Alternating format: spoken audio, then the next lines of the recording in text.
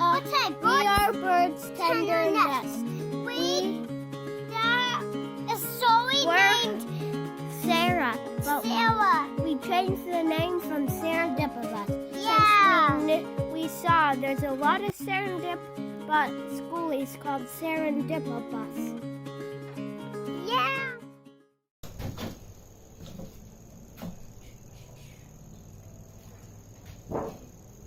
We've already finished up the blanks on this side of the bus, so I'll show you guys the steps on what I did to do the rest of them here. All of the existing caulking and butyl tape and everything else that was used to seal in the windows has already been scraped off to the best of our ability, so I'm just going through now a little bit of acetone. I'm sure any solvent will do the same job, but just cleaning these guys up so that we have a nice clean surface for putting our new sealing on and making sure everything sticks and is in place and get a nice seal. Anywhere where there's extra adhesive, like this is where the foam strip was used to seal the top of the window, it's good to kind of just goop it on there so it can soak in a little bit. And you can go back and give it a little bit of elbow grease.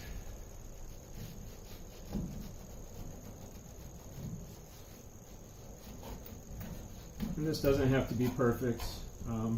Where I'm using the new foam up here, like I described before, is really just filling up space so that the sealant doesn't have to be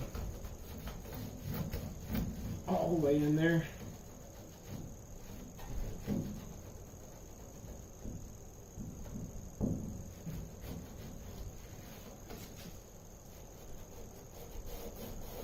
Also cleaning the top edge of, or the underside of this drip edge that goes over all the windows, because I do put a nice little bead in there and smooth it over, so it's good to have that clean.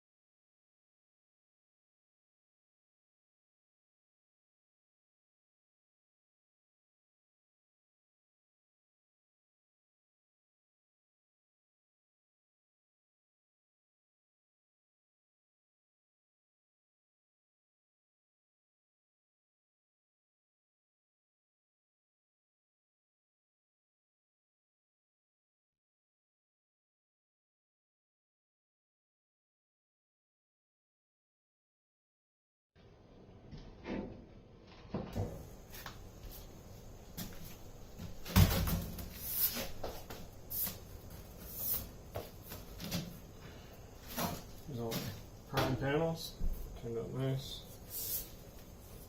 I do like to do a dry fit with everything, which I've done multiple times already, but just to make sure everything fits. Some nice edges. So it's flush.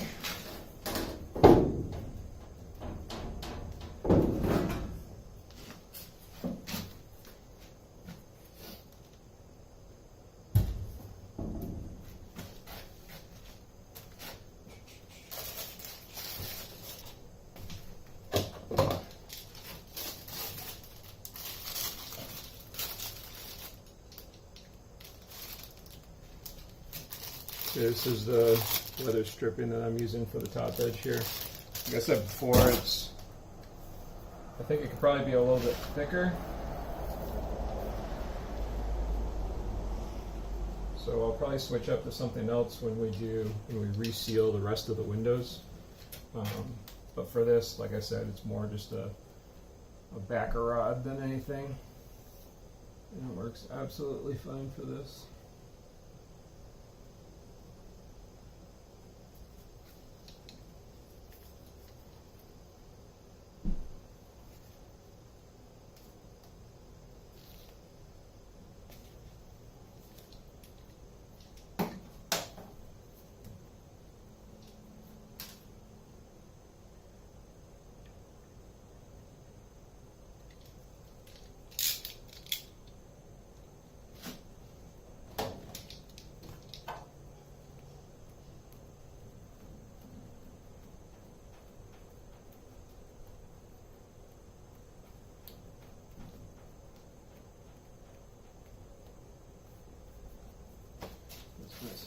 seated.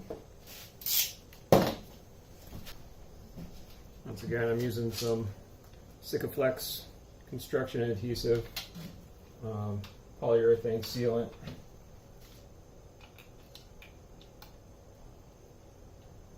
And used it yesterday, and this is a leftover tube.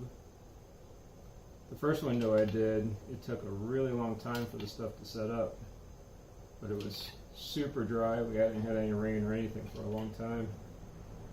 And the windows I did yesterday, they're actually already set up. So I guess we can thank Hurricane Laura for all the rain that we've been getting. Extra humidity, because it helped the polyurethane set up.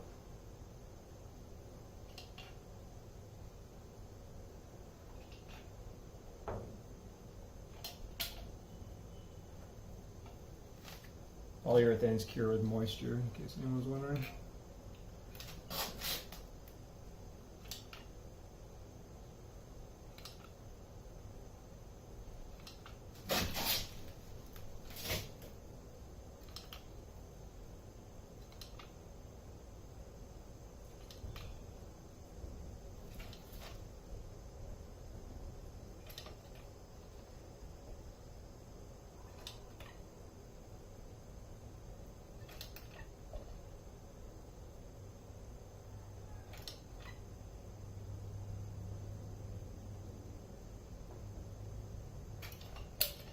Don't be afraid to go overboard with this stuff.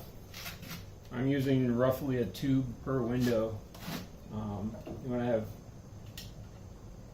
a nice fat amount of sealant there so that once you set that window blank in place, it fully bonds to the link and to the frame of the bus. You don't get squeezed out all over the place. Doesn't matter on the inside. And when we get to the outside, we have to apply a secondary seal that'll seal up the outside, and we'll make that side all pretty. All right, now this is the structural part that's going to hold everything together and make sure nothing comes in.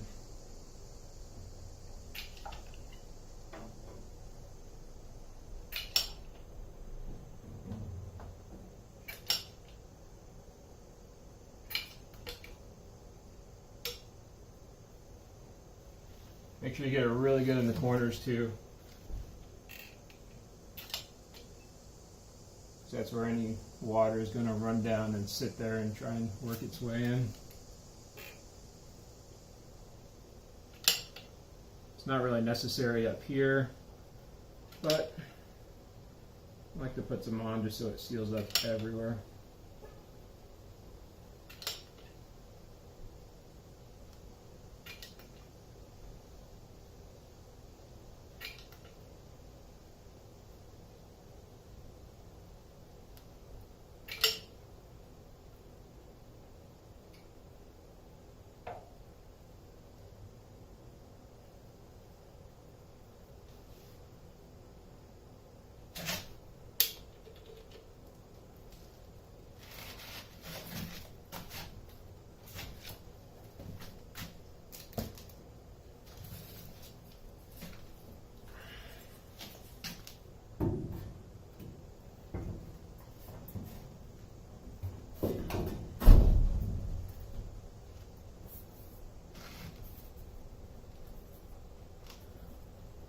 Set it in place.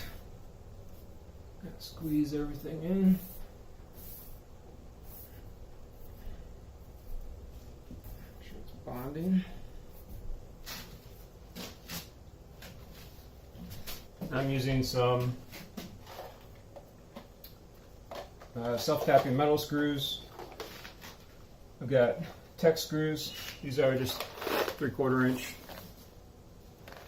I'll be using these to secure it, that little bend that I made, secure that to the bottom edge of the bus here.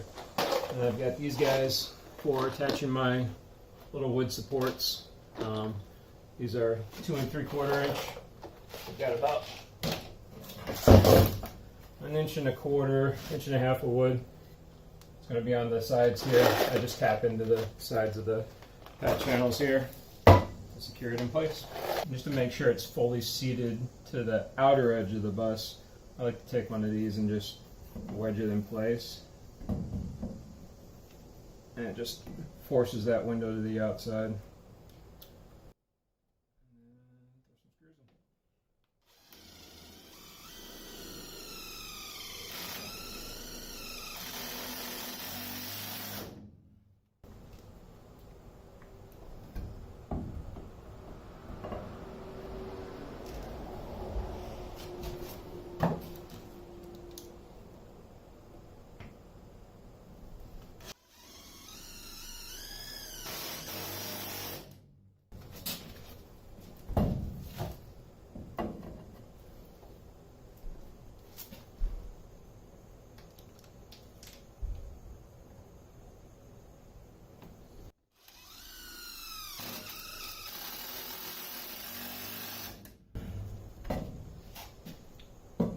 Bottom edge. I pre-cut and drilled all these so they were ready to go. For these guys here, these are actually wood to metal screws. They're self-drilling, so you technically don't have to pre-drill in the wood, but it does make things a lot easier. And I found that it was making a little bit of a mess too with all the wood shavings that were falling down. So I pre-drilled. They do work really well though. I'm always skeptical of self-tapping, self-drilling things because sometimes it's hard to get them started, but I've got them on the impact and it's no problem at all. I did offset, because I pre-drilled everything, I did offset the outer screws and the center one, because when I have two pieces here going back to back, I didn't want to be running into my screw holes. So these ones are a little closer to the edge, these ones are a little further from the edge. This is about an inch or two off center of the middle of this board. And then I just alternate which side goes on which end, so that they're not hitting each other. Another step that also isn't really that necessary, but I put a little adhesive up here, sealant.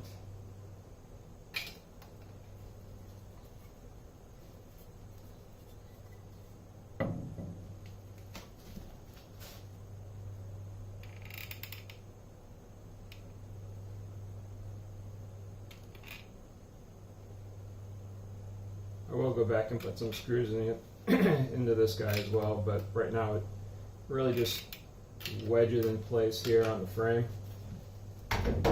So if there's any kind of bow or bend in my blank, it's helping to keep it in place.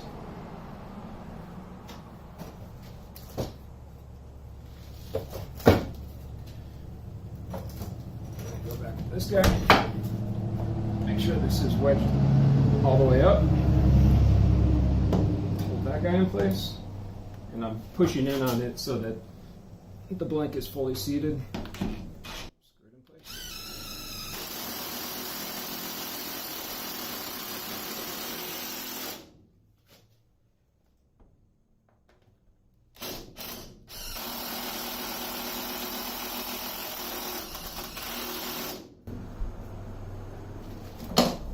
There you have it.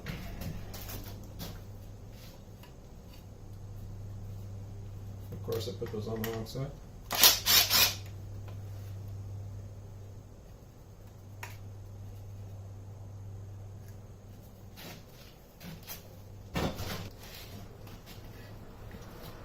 So you can see everything on this side. There's that screw lower a little bit. This side, they're up a little bit higher, so they'll never collide with each other. Just a little bit of pre-planing that helps. Because it's no fun to hit a screw.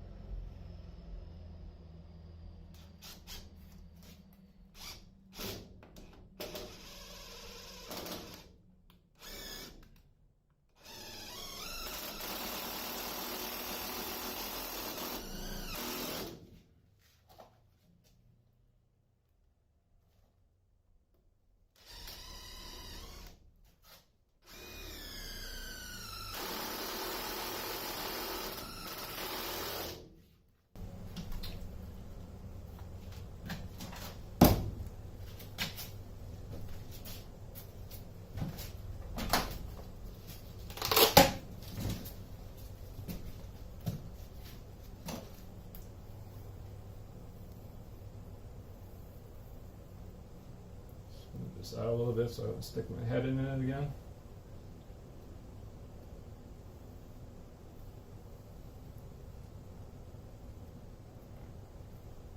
Yesterday I accidentally stuck my head in the sealant that was on the top here. A little spot up in here. Luckily I was about to cut my hair anyway, so I'm not too worried about it. I'll do that later, just in case I get more. There you can see, got my screws down here holding everything in place. You can see I got a nice squeeze out from everything, so I know that it's in there nice and good. Can't really see any of that, but and then there should be a lot over here. Yep. You see I got all my squeeze out that came through, so I'll come back through and do the outside now. Get my bead all the way around, so this one will be done. Oh, we'll go outside and do the rest.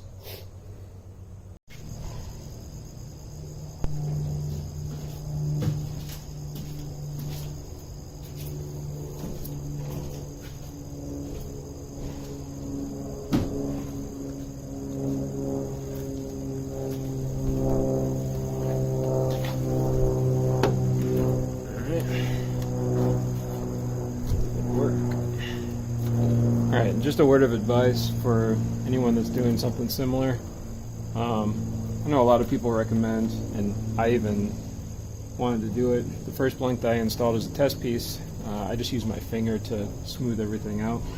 I thought it might be a little nicer if I got some tools to kind of give it a nice troweled edge. So I bought this kit from, it's just going to be there. Got a kit on Amazon. Came with a lot of options. You know, this was one of them. It has I got another piece that has interchangeable heads on it, and I used this on the second one I did yesterday, and it was an absolute mess. I was a painter, house painter in another life. It was the first job I ever had, so I'm very familiar with using a caulk gun, applying these types of beads, and for me, I'm just a lot more comfortable doing it with my finger. It's a lot more control, a lot easier cleanup. It was just an absolute mess using this thing, so I don't know if it was a waste of money, but call it a learning process. Maybe I'll use it for something else, use it in the bathroom, some project on the house, but for doing this, and especially with this polyurethane sealant, not at all. Absolute awful. So, back to using my finger. Also, I'm using just a piece of cardboard, scrap piece that I can use to any excess that I do have that I can't apply anywhere else. I'll just wipe it on here, kind of like a artist palette, you know, or anyone that does car work, Bondo work. It's a lot easier to work off something like this. So, just a couple pieces of advice for anyone doing the same. So, I'm going to go ahead and seal up the outside of this and finish her up. You can see there's a lot of excess that came out the center, or the bottom piece here. So I'll go ahead and work that one out real quick. I do like to use it in other areas. Tends to be messy, but try not to waste.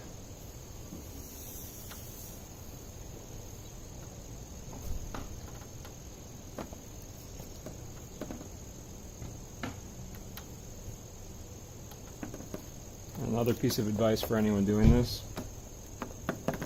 you're going to be running your finger over these seams about 1,000 times, especially with this polyurethane. So to get that edge just right, you're going to be doing it a lot. So if you're not a patient person, maybe find someone that is to do it, because it's going to drive you mad.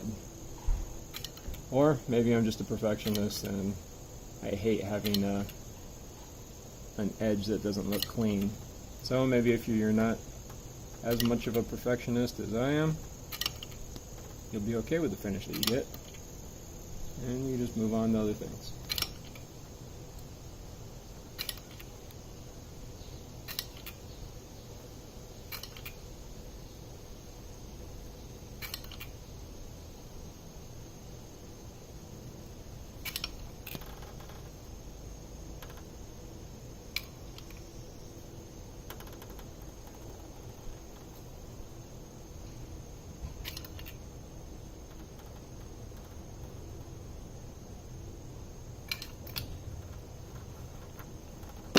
Like I mentioned before with this polyurethane sealant as well, is that it is paintable once it's fully cured. So all of this, hopefully if I do a good job, won't even be noticed. It'll do its job sealing up the window, making sure no water gets in the bus. And it'll be the same body color as everything else.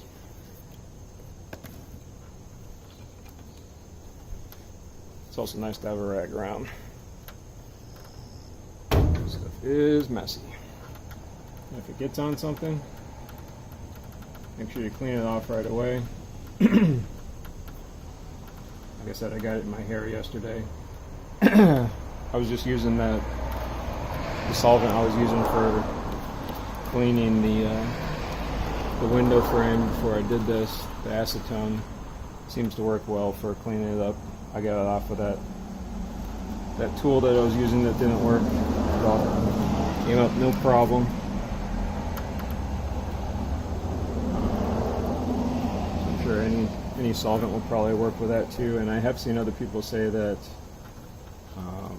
things like mineral spirits, maybe even paint thinner, like any kind of oily solvent, works well for troweling this stuff out, or smoothing it out. So if it's starting to set up on you, you can brush on some mineral spirits and give yourself a little bit longer of a working time. One of the nice things about this stuff here versus the other products that I was looking at possibly using that are slightly more expensive and not readily available, is that it does have a longer working time. So you saw I was able to do the inside part, let it squeeze out, gather all my stuff, come outside, get to this point, and it's still fully workable. Don't have any issues with that.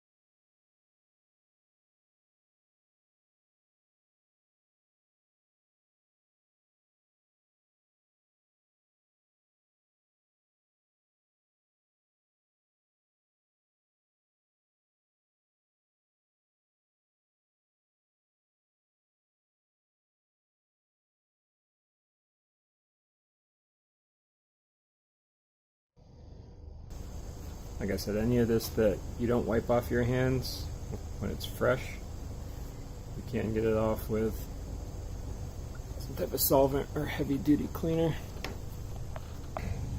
Oh, there you go. You can see, yeah, it looks pretty bad there. But like I said, I'm done touching it. Got it fully sealed up all the way around. That'll be fully paintable. And I am sealing these guys up as I go down too. It's not going to do anything. I actually noticed that we didn't remove these guys yet. So that might be fun. Make a little bit of a mess when we go to pull these off. But we'll see. Oh well. We can always touch things up, right? But there you go. That's a finished window.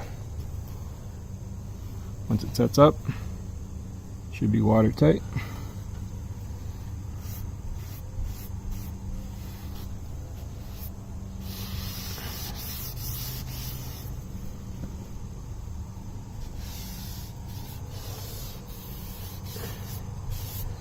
Smooth out some of this junk.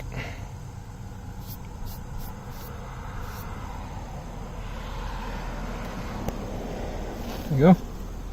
Sealed up window. You can see these guys are super rigid. Very nice. Overall, I think I'm happy with the way that we chose to do these blanks, and hopefully this helps out anyone that chooses to do the same. There you go, guys.